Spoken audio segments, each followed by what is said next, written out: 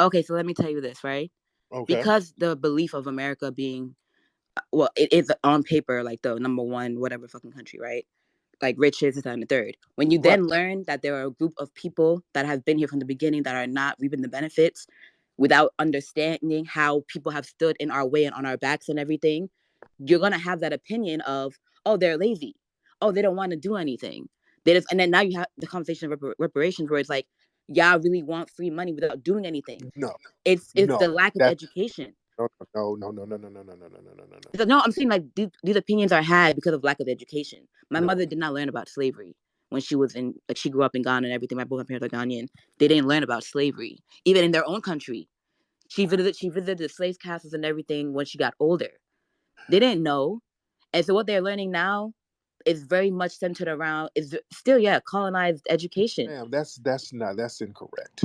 That's everybody in Africa knows about slavery in America. They knew slavery happened in America. But they don't know what happened afterwards. They That's what I'm do know. saying. They know. Ma'am, I'm saying they know. And when they look on television, they see the black folks who survived slavery, the descendants of the black people who survived slavery. They see us on television shining. And that's what the problem is, because that jealousy kicks in. When they see foundational black Americans on TV bling blinging and throwing money at the camera, it ain't that they think we're living in the hood and the ghetto. It's like, oh, those are katas with all of that money. It's jealousy. And they want to come over here and undermine us in many, many cases. Not all of them, but a lot of them have a lot of jealousy because there are so many of us who do well over here. So when they get here, they go try to compare themselves to the dustiest Negro in the hood they can find. They Mm. go look for dusty people to compare themselves to. And that's all they do. They find somebody, just like with DJ academics and all they always talk about how they did so much better than somebody in a school. Yeah, if you went to the worst school in town, yeah, you might do better than some of those people. But you never compare yourself to the brilliant black people who are normal. Some of us Mm. here who are doing real things. See, that's what I don't like. Don't come here and go find the dustiest, lowest common denominator and then compare yourself to that person. That's like me going to Africa and just going to all the villages where everybody's broke and be like, oh, damn, look at all these folks. They ain't shit. You understand? The work that people, leaders like Kwame Ture or Malcolm X, the Pan Africanist work that they were doing. How do you see foundational Black Americans specifically, but also like Black Americans on this country as a whole, carrying on that work, the Pan Africanist effort? Because We, also I also do believe in like taking care of your block first, like handle your shit first, and then help other people. Mhm. So. And we've carried that banner long enough. We've already done our part with the Pan Africanism thing. Number one, um, it was foundational Black Americans who elevated Garvey. Garvey did not get Pan Africanism started in Jamaica or the Caribbean. In fact, he repeatedly failed. He only Mm. got popping here. In the 1930s, it was foundational Black Americans lining up all over the country by the thousands to go over to Ethiopia to help them fight off the Italians. Mm-hmm. In the 1960s, it was foundational Black Americans, Dr. King, and other Black church members helping out Kenyan students, including Obama's dad, who came over here to Mm. go to the schools. It was us funding these folks using our little church money. And then it was foundational Black Americans fighting for those immigration rights and those immigration bills to help our brothers and sisters come over here. So what we're looking at as people over there in the diaspora, we're waiting on them to say, hey, we're going to make a move too. Nobody's over there doing anything. And I don't want to hear what they can't do. There's so much land over there that Mm-hmm. work to help us get access to so we can bring capital over there so we can start building something. But nobody's over there on that wave. Nobody. Ghana has the year of return and they have the right to abode, but there's so much red tape for that right to abode. And also, we go over there, the black people, we got to have a bag. We got to have a whole bunch of money in order to get citizenship. Mm. Yes, we Okay. do. Oh, yeah, ma'am. Ma'am. Yes, we do. That's what We you said it before, but okay. Uh-huh. Okay, when we go over there, Mm-hmm. generally we got to come with a bag. They want to know your bank account information. They Mm-hmm. want to pop it, and also the black folks. And I didn't talk to several black folks, and they're black folks who make videos about when they go over there, how foundational Black Americans are taxed more. They give them like some little Mm. written tax. You know, they charge it once they say Right. they're not. from there. They overcharge them for certain things. They treat them a certain way. So we got to be very real about this stuff. See, I'm not going to sell nobody pie in the sky. Mm-hmm. Really going on over there. But what else can we do? It can't be one sided. A partnership cannot be one sided. You can't have one group doing all of the work and the other group just benefiting from the work you're doing. Right, I understand that, but do you understand like how I mentioned like Nigeria before, right? And Ghana as well. Like, there are governments at play here that do not want their people to win the same way in this country. Like the Ghanaian government, how they Oh, paid their people and I'm, stuff. hold on. I'm not gonna go there, guys. I'm not gonna play the song. Okay, All right. okay, okay. Okay. I'm not doing the oppression Olympics either. I'm just Okay. saying like, Family. When I talked about the brothers in the 1930s who wanted to go over to help Ethiopians, the government didn't want it to happen. The government actually stopped most black people from going over there.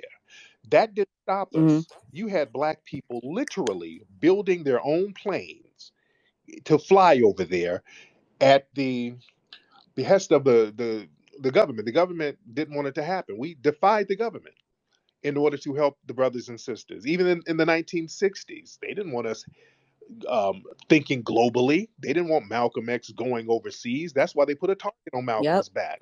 When he yep, got back, he got killed. You understand? Yeah, we put our lives on the line defying the government. So the government, I want y'all to really stop using the government as an excuse. The government, when they become oppressive, that's the problem. The name of the game is to do the right thing in spite of the oppressive government. That makes you a thorough activist, and that's why people look at foundational Black Americans with with glory. This is why we are the face of Black people around the world because they understand how mm-hmm. oppressive the United States government is, and they see we still get out there and we still put in work. We don't care. We're still going to fight for truth and justice. See, that's what makes us different. And we, And I agree. And right, I feel like y'all got to stop we, over there in the motherland. Y'all got to stop all the damn tribalism. That's the problem. Let's keep it a buck. The real problem over there, why nothing is going on there, and we can't get nothing going on over there, and y'all can't get nothing over there going on, is because of the off code tribalism. Y'all have these tribes, y'all have a gazillion different tribes. Everybody looks the same, but there's some part of a different tribal or ethnic group. They're not on code, and small groups of whites and Asians can come in there and take over because the small group of people who are white and Asian, they're on code, and the Negroes are not. And whenever you're not on code, you're going to be taken over. And this is why us as foundational Black Americans, we have to look at our ethnic group and say, hey, we can't let off code people just keep coming among us because they're just going to keep undermining us. And this is why we we look at history and we look at why a lot of times we don't get anything popping. We look at how we get undermined. A lot of it is coming from people from the outside. Black society, before we got flooded with immigration, and we were talking about immigration a few weeks ago, and this is what kicked off many of these conversations. Let's be real, before immigration, before we got flooded with different immigrant groups, Black people, we were already dealing with Jim Crow, but we were a codified unit. We had our own businesses. We, even if we were attacked by the white supremacists, we knew how to rebuild and stack back up and get our stuff going on. We had our families intact. We didn't have a lot of violence among Black society. We didn't have a lot of outside drugs really decimating our community. We didn't have a lot of that stuff. After the 1960s, when we started fighting to have everybody come among us thinking that they're going to be allies, we had a lot of people bring in and introduce a lot of negative things into Black society that has now become a part of so called Black culture. A lot of people were able to come in and dump garbage on us. And that's another thing that I have a major problem with. When other groups come over and they do something constructive and positive, they make sure to distance that away from us so we don't get the credit for it. So if a person comes over here from the motherland and they become a doctor, well, he's a Ghanaian doctor, he's a Ghanaian American, he's the first Ghanaian American at such and such school. So they make sure to distance that person from us. Now, if that same person came over and started smoking crack and raping people, well, damn it, it's a Black problem. What's wrong with these Black folks? So They dump them on us. We have become the trash heap for all these other groups. And we're saying, no, no, no. Y'all gonna have to, if you're gonna hold your positives, you're gonna hold your negatives. All your riffraffs, you're gonna take ownership of them too.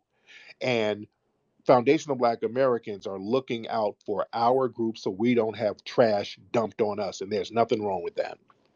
So I have a Yeah. question, because when you say tribalism, on a level you're asking people to abandon their cultural identity, right? Uh-huh. So what would you then have cultural and, well, full identity, honestly, because it's plays into diet and everything. So how would you then ask them to identify, or what answer do you have? Like Over, over there, if I can no over there in Africa, what they need to do, all those tribal differences, those cultural differences, they should abandon them because they don't work. What you but they when were you exacerbated by people of no color. they what But now? that's what I'm trying to say. Like, they were exacerbated by the people of no color. Like, European countries funded these civil wars and all these stuffs, and further encouraged them to violent, to be violent. Then what would you tell them to adopt No. or to, like, What they have to do is look at themselves, look at all the black people there as one big group. The minute they look at all the black people there as one group, they can get them white supremacists up out of there. It's sad how all of these black folks over there can be completely decimated by a small group of white people. It's sad. I've seen it for myself. I've been to South Africa.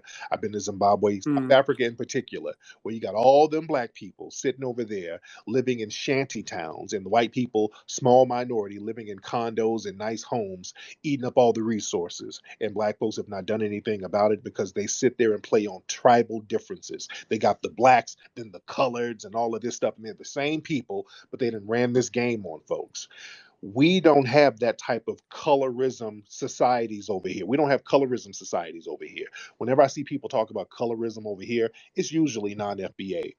We don't have societies of light skinned folks or societies of brown skinned folks. Foundational Black Americans, we dealt with these white supremacists and we understand that all of us are seen as niggas by these people. They look at all of us negatively and they look at all of us as mm-hmm. a group. So we look at them the same way. We look at them as a threat, as a group. This is why we can get a little more done as far as producing justice, not as much as we should, but we get a little more done as far as other groups. Growing up in New York and being around Black Americans and seeing, like, okay, I have, like, friends that are, like, Jamaican and Black, or whatever. Um, Right. yeah, they don't have the mindset that you have, or the care to, and it's also, Right, because a lot of those people are not FBA. They're not foundational Black America. You live in New York, and New York is full of non FBA people. so where is A a lot of large people, population of foundational Black Americans in the South? and really in the South, and Okay. on the West Coast too, in the South and on the West. But most, many of the foundational Black Americans on the South, South Carolina, North Carolina, Alabama, down here in Atlanta. Most of them are down here, but even in Atlanta, you do have a lot of immigrant groups down here. Okay. So But it's we don't practiced by other Black people who are foundational usually, Black Americans but don't usually. claim that. Right. Usually it's people from immigrant backgrounds who perpetuate that.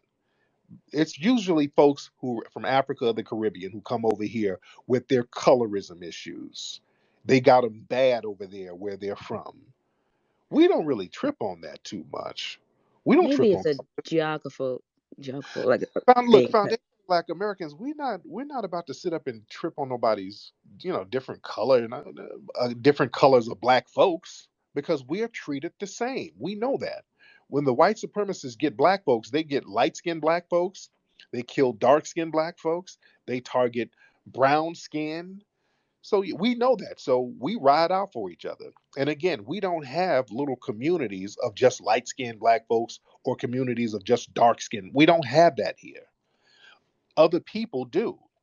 They have these communities that the colonizers, where their countries are. See, whenever there's a large population of black people, the white supremacists know how to go in there and divide the people based on skin tone because you don't have any other races there. So in order to divide the people, they said, okay, let's this nigga's a little bit lighter than the other one, so let's let him get a certain job over here. That's all over Africa, even in the Caribbean too. Maybe this conversation, maybe this part of it is more so geographical, like generational, because it's rampant in New York. Like, I'm not gonna hold you, it's rampant in on the East Coast. So I can imagine maybe because that. But there's a bunch of non FBAs out there who's from the Caribbean and from Africa out there in New York. So of no, course but it's the gatekeepers that I'm talking about are black people. Like, they're black skinned people that, like, are aligned with this country. Like, I'm an American and I'm matriarch and all that stuff.